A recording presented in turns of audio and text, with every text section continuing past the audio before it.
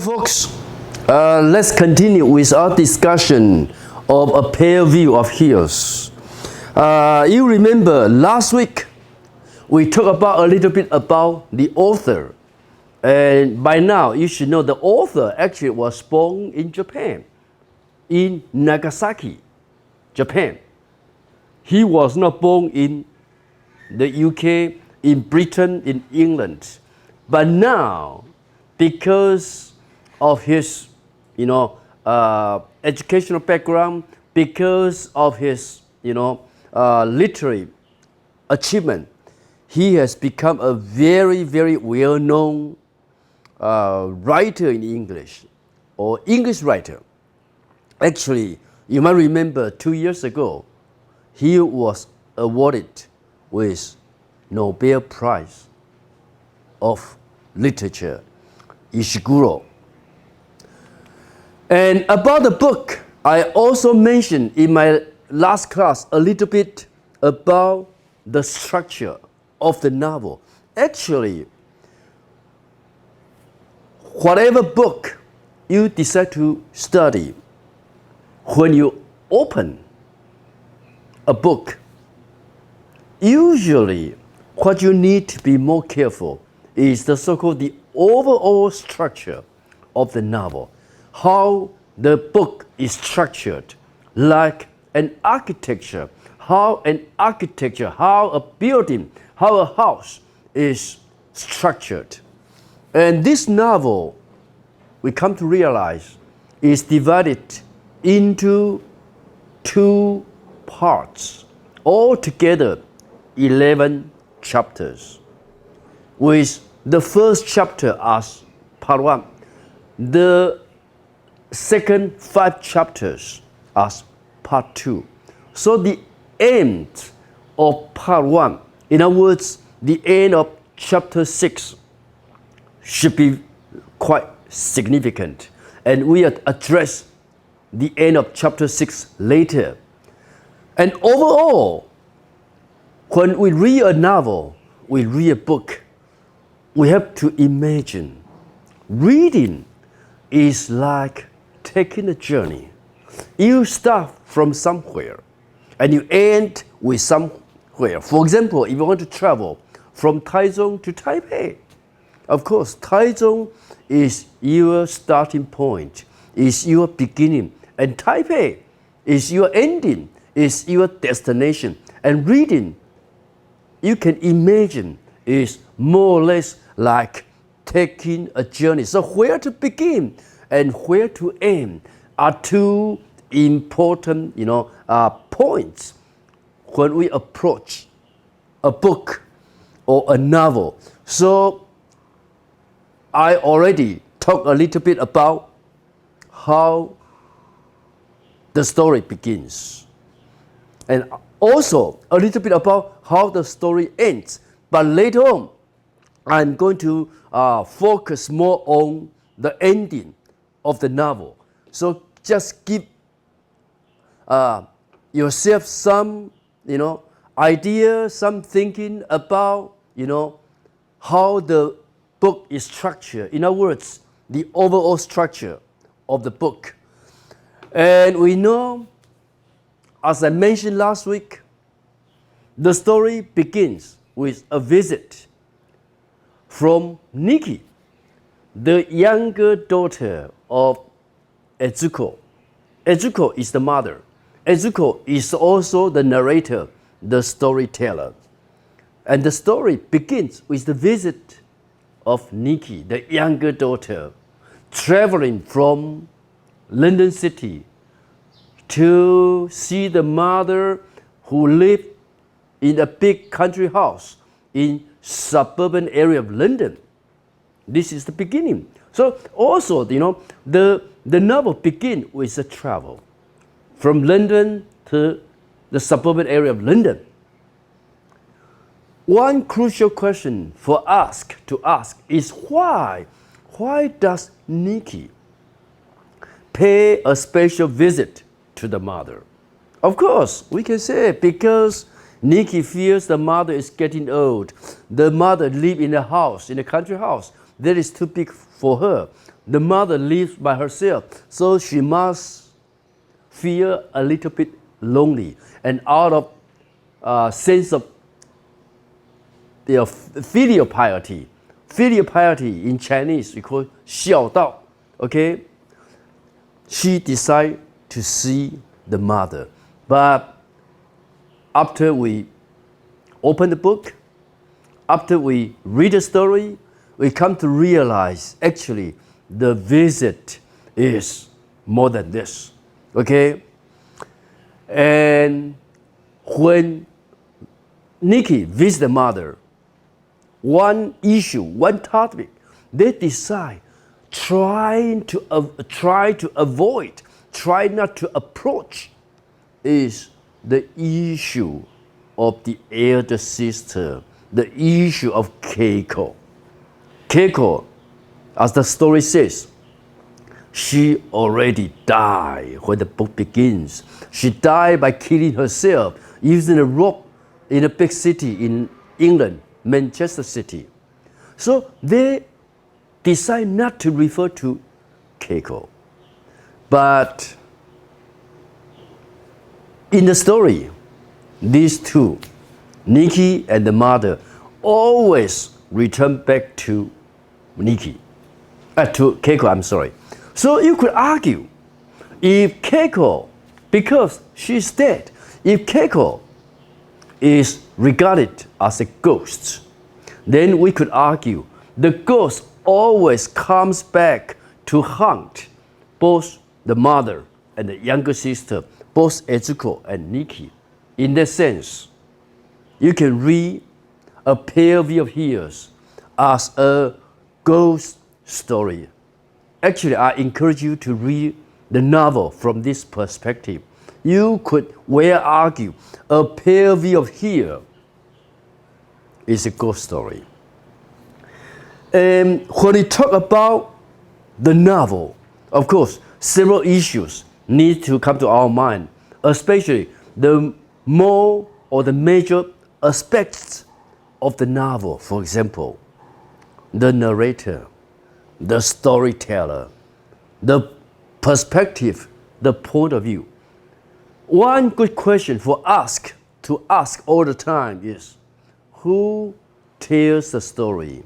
Who narrates the story? Who is the storyteller? Who is the narrator? Because who narrates the story, who tells the story, will have a lot of influence or different, color over the story. We know truth is not absolute. Truth is relative. If we have 5 different people telling about the same accident or the same event, we might expect to have 5 different stories, because the same event is told by different storyteller, by different narrator, from different perspective. So that is the reason why, narration, narrative perspective, point of view has been regarded as one or even the most important, aspect of a story, of a novel. And in A Pale View of Years, we come to realize the speaker, the storyteller, always use I all the time. By using I, we could argue the narrator, the storyteller in this novel is a first-person narrator. And again, another question for you to think about.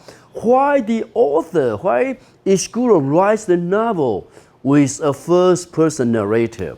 Why not the author, the writer himself, writes about the story? Why he has to use a character in the novel itself to tell the story? So Ezuko is the storyteller. Ezuko tells the story. But if you want to tell a story, you need to have an audience. You need to have a reader. Imagine who is the audience, who is the reader. Of course, Nikki. Nikki is the story, the listener, the reader of the story. And Ezuko tells the story to her own daughter, Nikki. Why? Why the mother has to tell her own story to the daughter? Why the daughter needs to listen to the mother's story?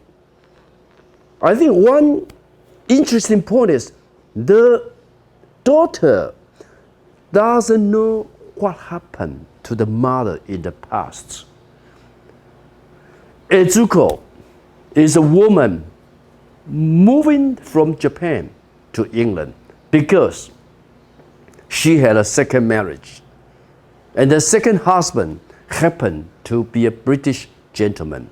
So when she married or remarried, she had to move from Japan to England.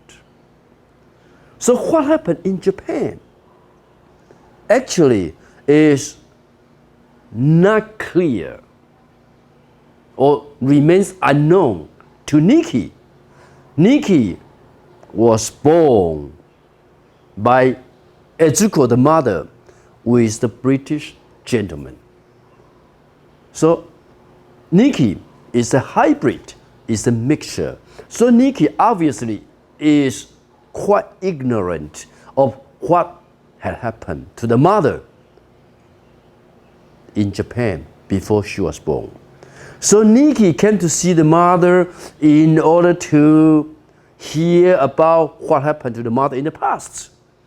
Then another interesting point is why does the mother need to tell the younger daughter her own story, what happened to her in Japan?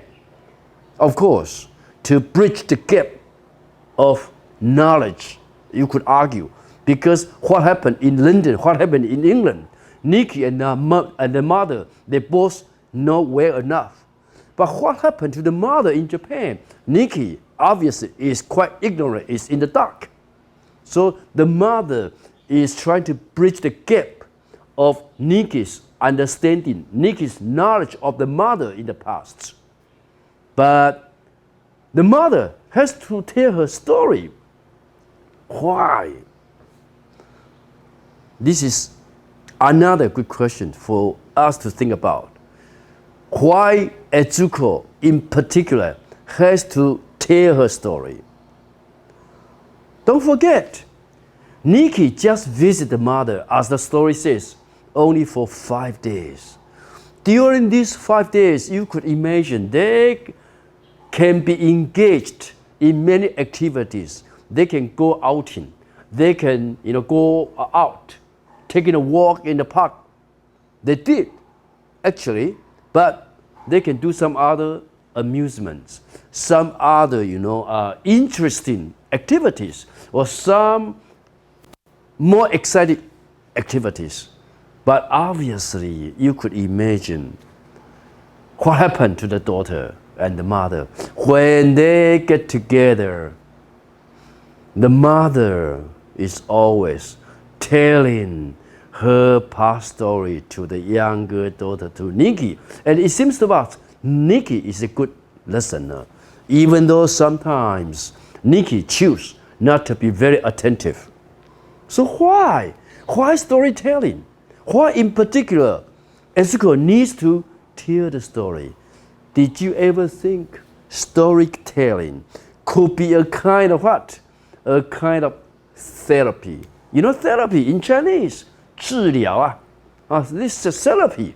In other words, writing itself is a kind of therapy. 写作是一种治疗. Imagine, Ezuko is writing the story.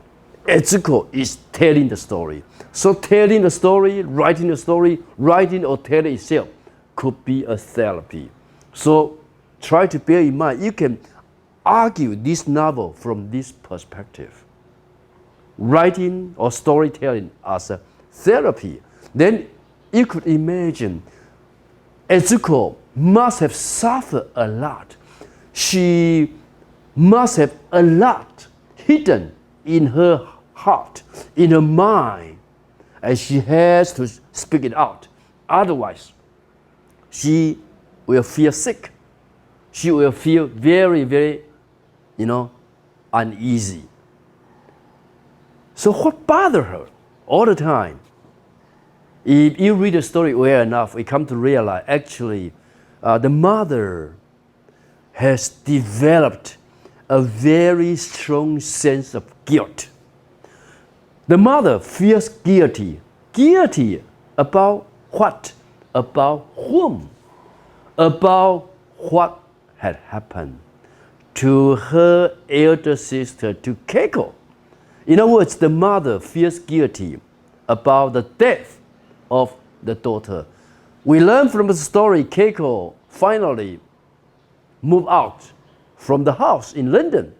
She chose not to stay with the mother, with the stepfather, with the younger sister, Nikki, because the younger sister, the half-sister, Nikki, and the stepfather obviously did not treat Etsuko well enough, because in their mind, Etsuko is a pure Japanese, whereas Nikki, at least, is 50% British.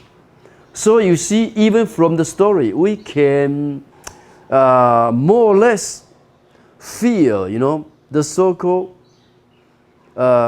prejudice and bias of the British over the Japanese. Or you could argue, of the West over the East. So that's the reason why Keiko decided to move out, and she rent a house in a big city in London, Manchester. Manchester is now the second largest city after London, after the capital.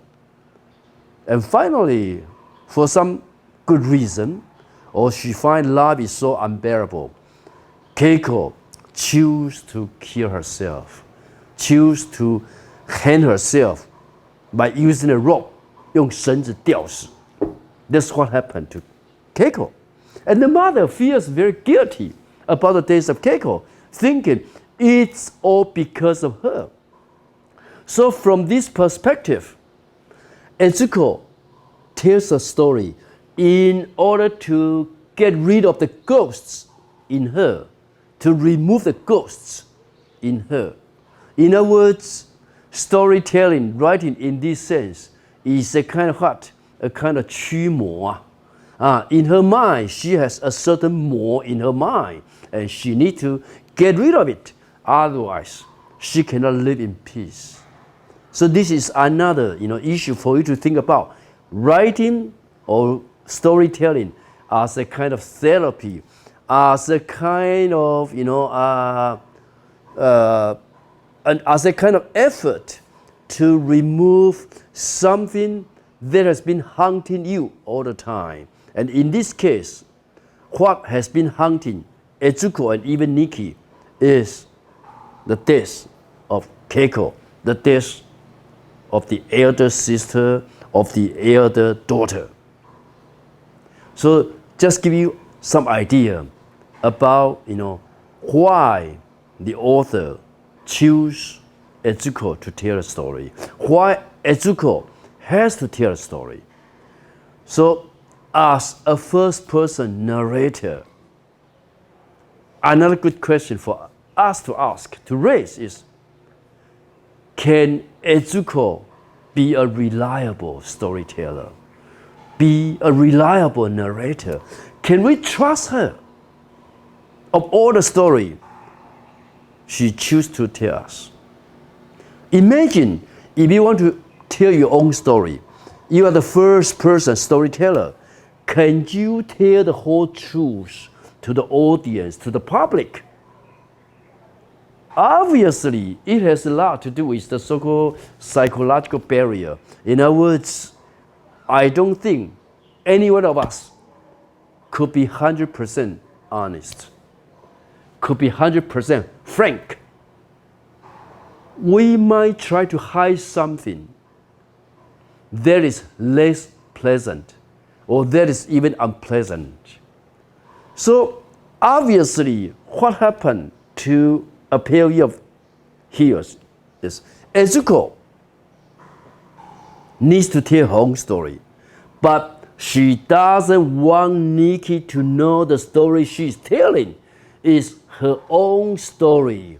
So she needs to invent some woman that looks like her. She needs to invent some daughter that looks like Keiko. So in the beginning, you see the sentence, that same evening, I was standing at the windows looking out into darkness. I, of course, refer to the mother, refer to Ezuko.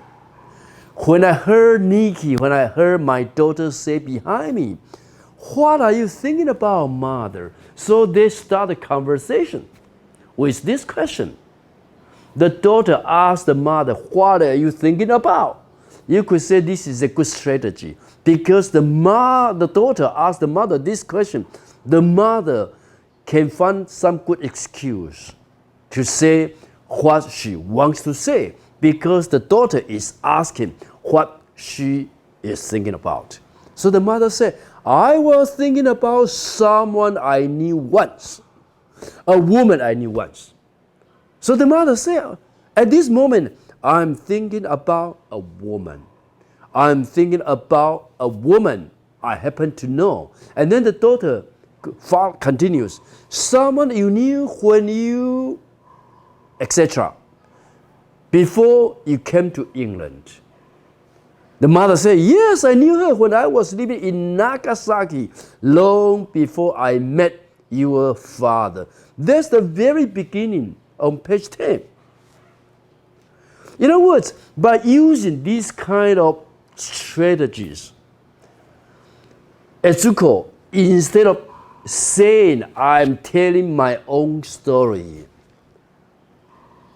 she will tell Nikki, Nikki, your question reminds me of a woman I happen to know when I was living in Nagasaki, when I met, before I met your father, the English gentleman.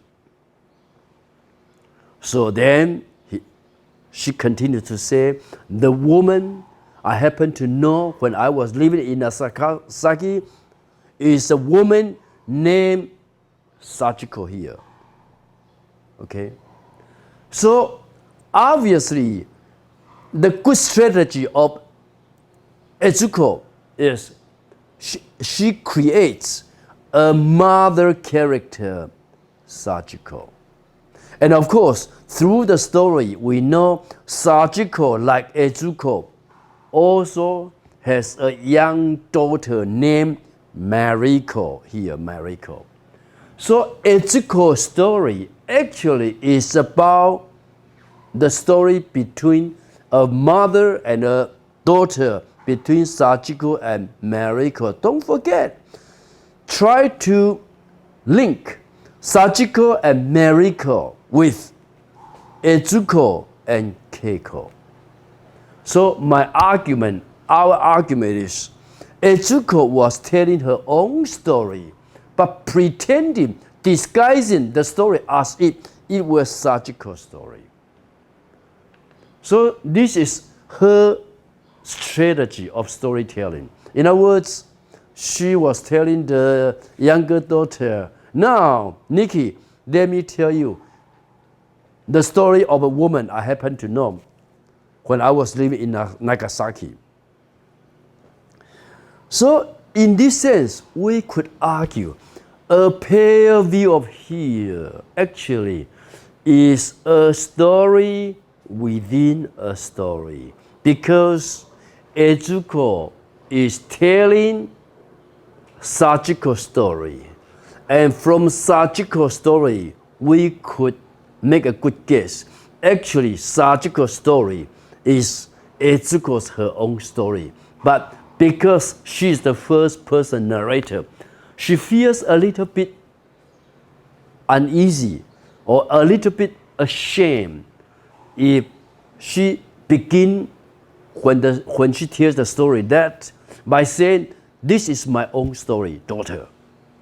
But instead of saying this, she has to pretend It's a story of some other woman she happened to know when she was living in Nagasaki. I think another important hint for us to remember is, where did the story happen?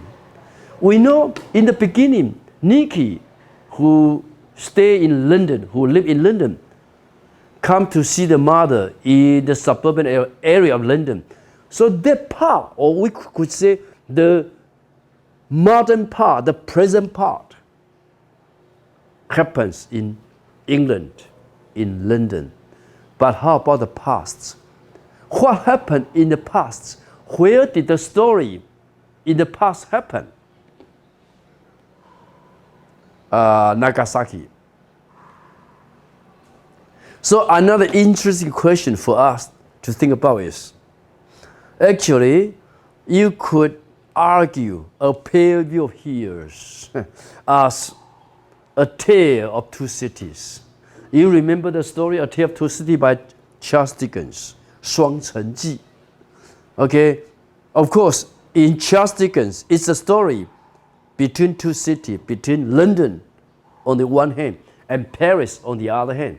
But here you could also argue A Tale of Heroes is a tale of two cities, and the two cities is a big city, one in London, one in Nagasaki. But Nagasaki actually is historical significant important.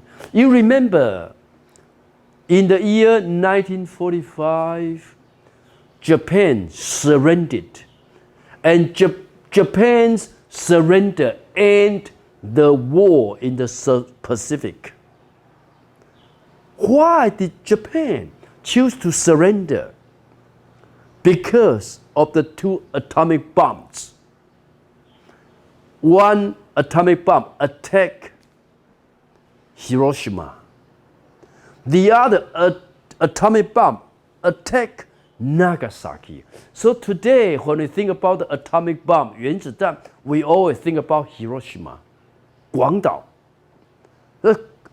Hiroshima has been always associated with the atomic bomb because the very first city that has received attack of the atomic bomb, Nagasaki is the second city. But why in Nagasaki? You could imagine the author could set the story in Taipei, or in Tokyo, or in Kyoto, or in Osaka, if you want to choose a city in Japan.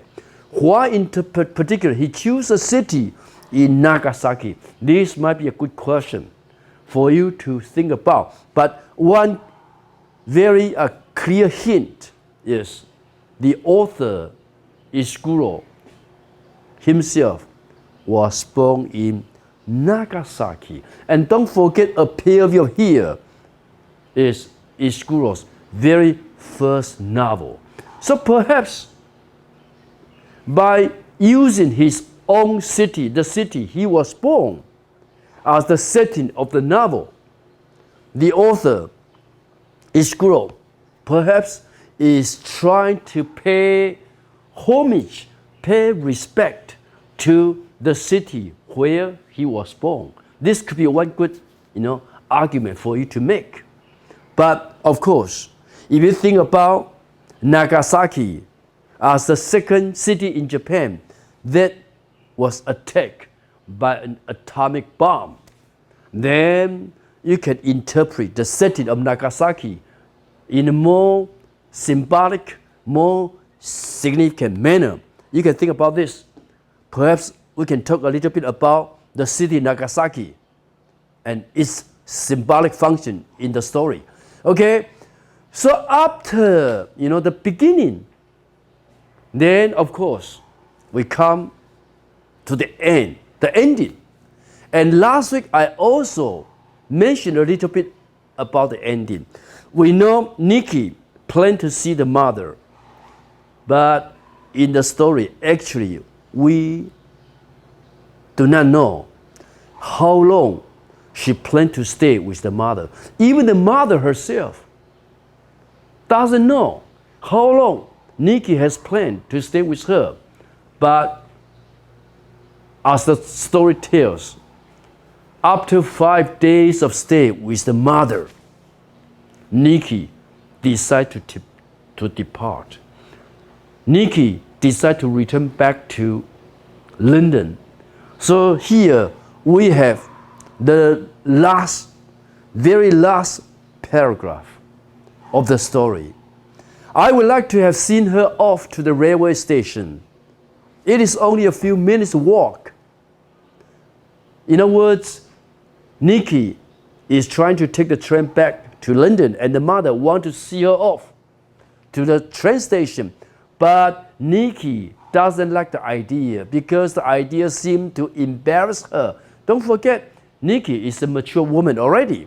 So she left shortly after lunch with an utterly self-conscious air. Here, air doesn't refer air in the sky.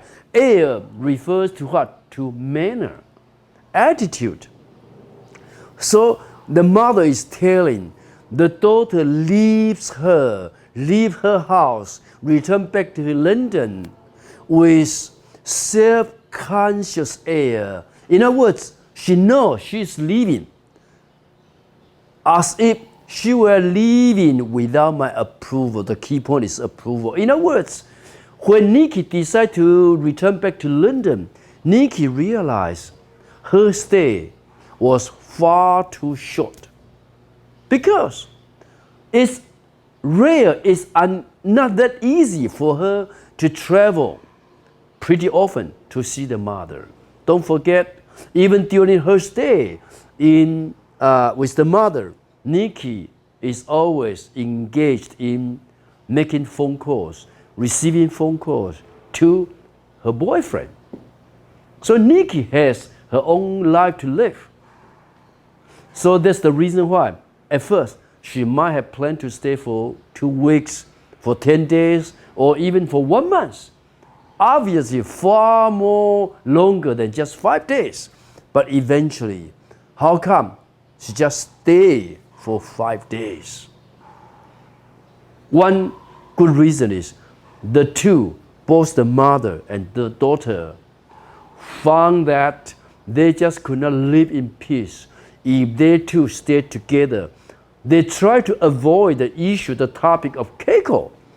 But the more they get together, the more they talk about Keiko. Eventually, Keiko turned out to be a nightmare whenever they get together. So that is the reason why the mother is saying, as if she were living without my approval, without my consent. And you see what happened in the outside. How about the weather? The afternoon had turned gray and windy.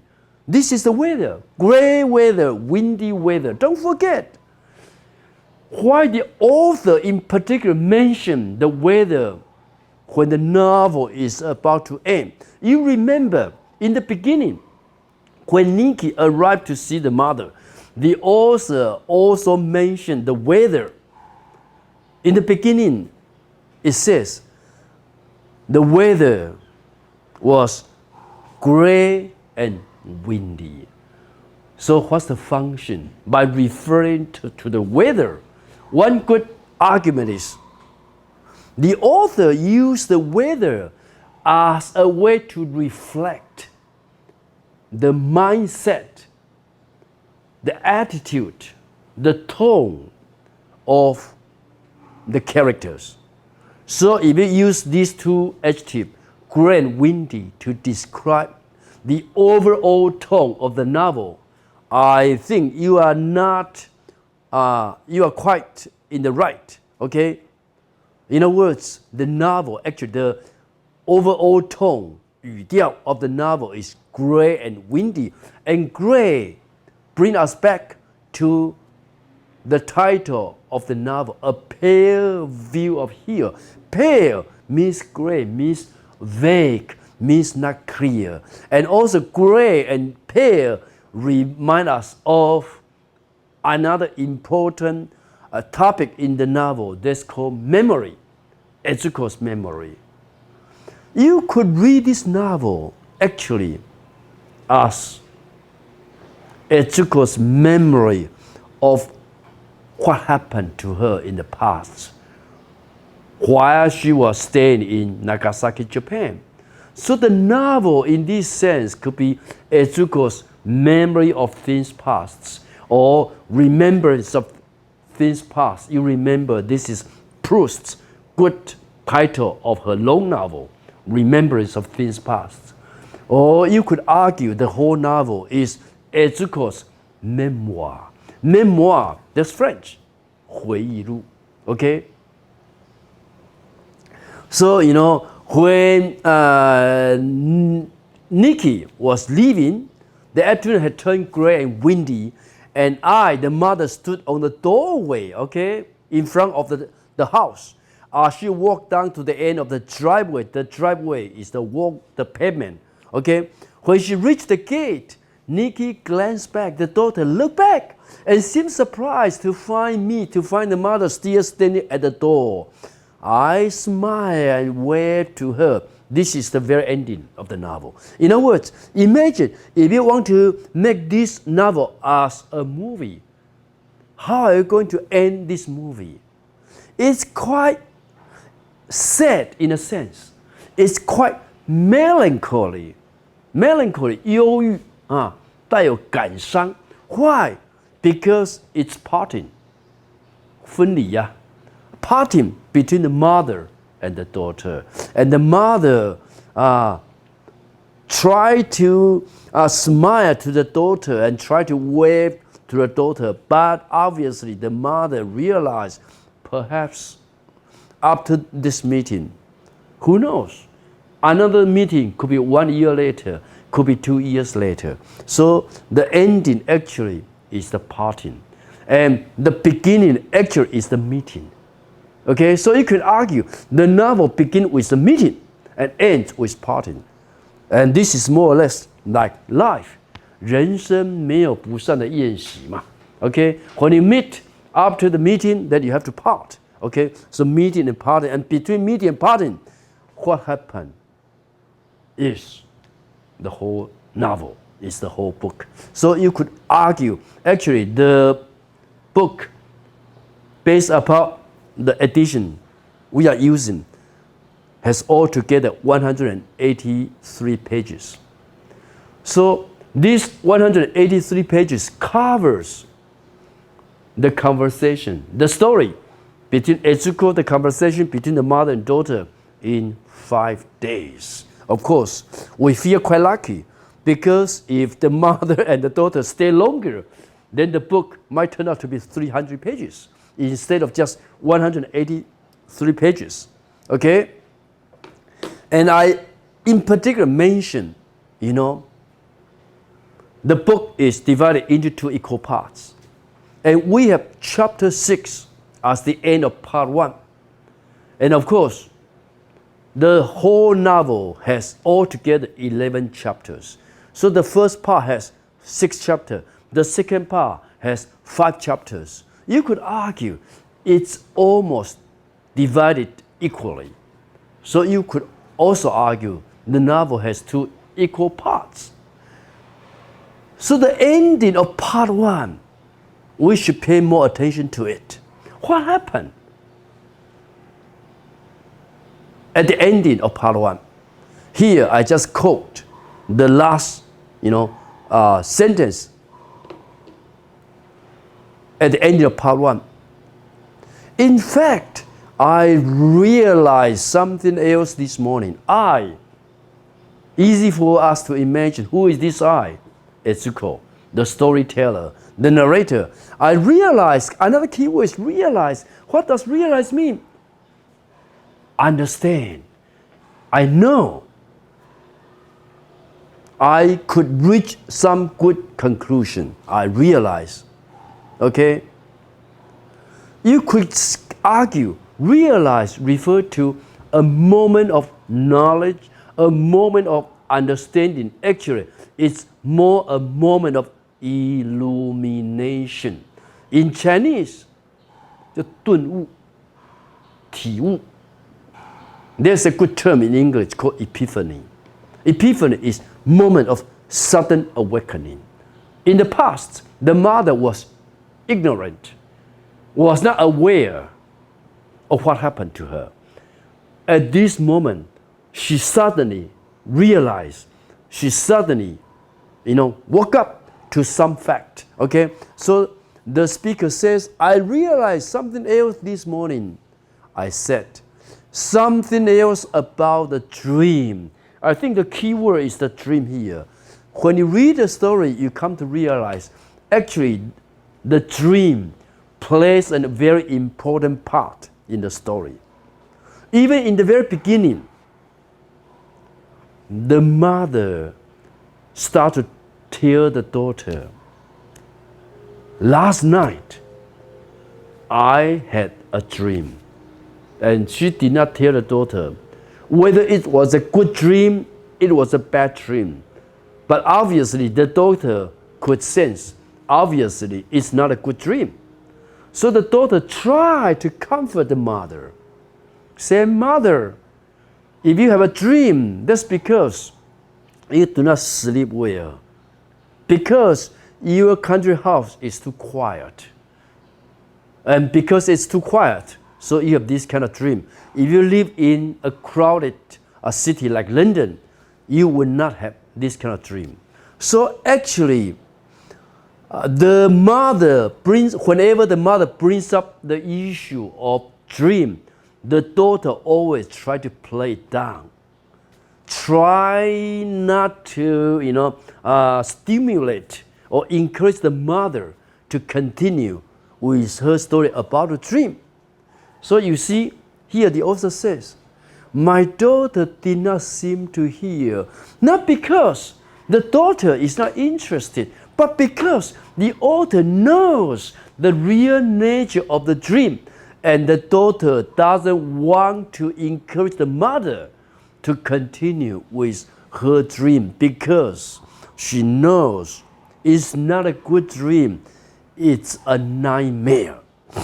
And then the mother continued to say, even though the daughter chose not to hear, you see, I said, the little girl isn't on a swing at all. So the dream she mentioned to Nikki was she dreamed about a little girl who is playing on a swing. Swing in Chinese, 荡秋千. A girl playing on a swing. But the mother here says, actually, the girl is not on a swing. It seemed like that at first. At first, it seemed like the girl is on a swing. But in reality, she is not. But it's not a swing she is on. Then you see, Nikki, the mother, the daughter, murmured something and carry on reading. So, the daughter was pretending. She was engaged in reading. She did not want to hear about the mother's dream. Then you might wonder why. Okay?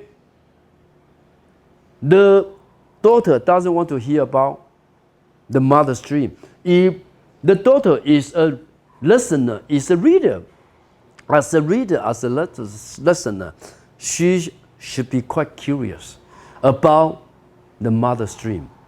But as we learn from the story, the daughter actually choose not to listen, choose to ignore on purpose. Okay? Because the daughter realized actually it's not a good dream, it's a nightmare. So our question is, what happened between part 1 and part 2? Why did the author end part 1 like this? In other words, at the end of part 1, we have a moment of illumination. We have a moment of awakening. Someone wakes up. Who is this someone? Etsuko. The mother wakes up. In the beginning, she pretends the dream is innocent. There's nothing else more to the dream. But at this particular, chapter, when part 1 ends, the mother realized, no, the dream is not innocent at all. There is more to the dream than what she has thought in the beginning. So this is also, the end of part 1. So far, I just give you some idea about the overall, structure of the novel. And then, before we end this session, I think I have some review questions for you for so far. For example, one easy question is, how long did Nikki stay with her mother? Answer is obvious. Then another question is, why? Why did Nikki come to see her mother? Why? Why in particular she take the trouble to travel to see the mother? And then, of course, who is Etsuko, who is Sachiko, who is Keiko, who is Mariko?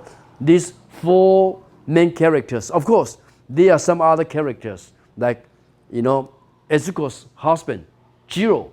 Jiro is an important character. Like Jiro's father, Etsuko's father-in-law, Otaka-san.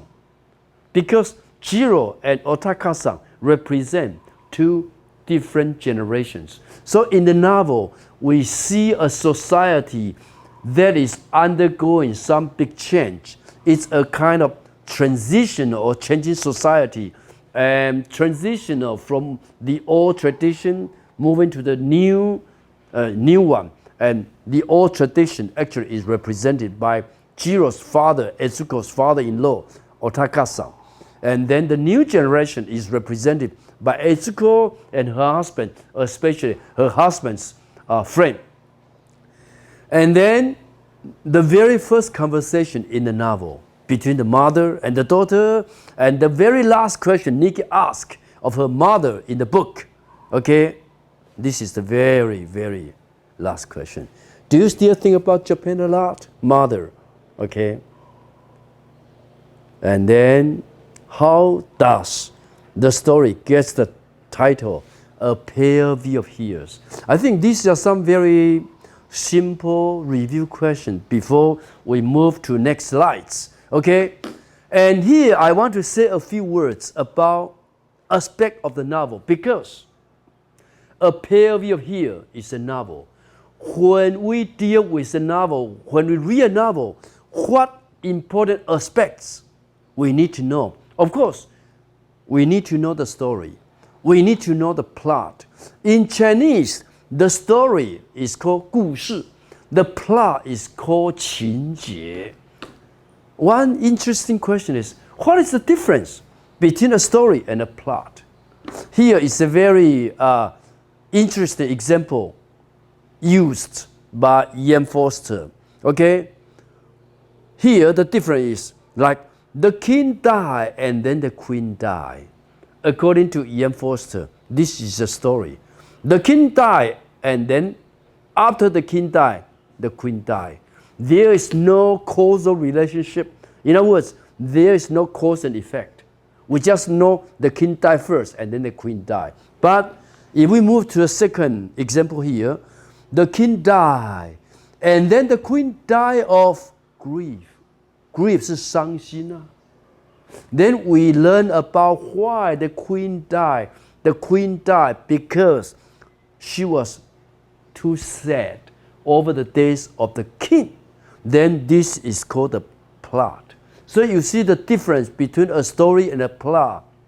A story and a plot, the major difference is a plot is a story arranged in causal sequence. Causal, in other words, cause and effect. Okay, this is the difference. Okay, I just mentioned to you an important book for you to read called Aspect of the Novel, even though it's written about 100 years ago, but the book is still considered as one of the classics in understanding the novel. You know, in this classic, Ian Foster, okay, also a very well-known English writer of the 20th century, we all remember the very good novel he writes called A Passage to India. In Chinese, we have the title 印度之旅, okay? Ian Foster defines story as the chronological sequence of events, chronological, arranged according to time. Okay, a story is a narrative of events arranged in their time sequence. This is the story. This happened first, and this happened next, and then this happened. This is called a story. It simply tells us what happened and in what order. This is called the story. And what is the plot? Plot is the causal and logical structure. I think the key word is causal or logical. Causal, cause and effect. 因果关系，逻辑关系。So here, in the book, he says, a plot is also a narrative of events. Okay? The emphasis falling on causality. 因果关系. So easy for us to talk about the story, to talk about the plot. So this is one way for us to think about the story, the plot. Another important aspect of the novel is the character. Okay? In this novel, we have several important characters like Nikki, like Ezuko, like Sachiko, Mariko, okay? Like Keiko, like Jiro, the husband, like Ogata-san, Jiro's father, like Shijio, Masuda. These are the major characters. Of course, we have another important major character, Mrs. Fujiwara. She stands for the spirit of looking forward, the spirit of optimism, 乐观进取 the spirit. Okay? So according to Ian Foster, he clearly divides character into two types. One is called flat character. One is called round character. In Chinese, flat character 是扁平的 round character 是圆融的 In English, what is meant by flat character means a character who remains the same from the beginning to the end. In other words, the character doesn't develop. This is called flat character. A round character like the hero, like the protagonist, 主角, they develop when the story unfolds. They develop from beginning to the end. So at the end, we come to realize the protagonist becomes wiser because the protagonist learns more about reality, but they also become sadder at the same time. Wiser and sadder because the more they know about reality, the sadder they become. Okay? Then another important aspect of the novel, as I mentioned, is narrative perspective. This is very important point of view, 观点. Who tells the story? Who is the narrator? Could be the first person or the third person. In this novel, it's the first person, narrator. Okay? Another important aspect of the novel is called setting. Setting, easy to define, is the time and the place. Where does the story take place? In Japan, it's in Nagasaki city. In England, it's in London. So it's a story, a tale of two cities, a story between two cities. Okay? The question I raised in the beginning of this class is, why does the story take place in Nagasaki? Okay? So this is where. Okay? Where? And why Nagasaki is important. I also mentioned Nagasaki is the very birthplace of Keizo Ishiguro. Then time. I didn't mention time. One question for you to think about is, how come Ezuko could meet her second husband, a British gentleman? How come the English people at that time were in Japan? It has much to do with time. So both time and place refer to the setting of the novel, okay? And then after time, after setting, then we have the theme, and the theme refer to the author's worldview, 世界观, the author's social vision, okay? In other words, what does the author try to say? Of course, a novel is rich. You could never say, okay, the novel only deal with this topic, only deal with that issue. The novel is rich. It can be interpreted from different perspectives. We can interpret the novel as negotiation over identity or negotiation with the past. Or we can talk about the novel as, deal with nationality, 国族, 国籍, talking about displacement, okay? Talking about culture, tradition in the context of change and transition. We can talking about memory, we can talking about writing or storytelling as therapy. All these are the so-called themes in the novel. This is another aspect of the novel, okay? So I think I will end up with, aspect of the novel here. And for next week, we'll continue from chapter 2 of the novel. We'll continue from here, okay? Thank you.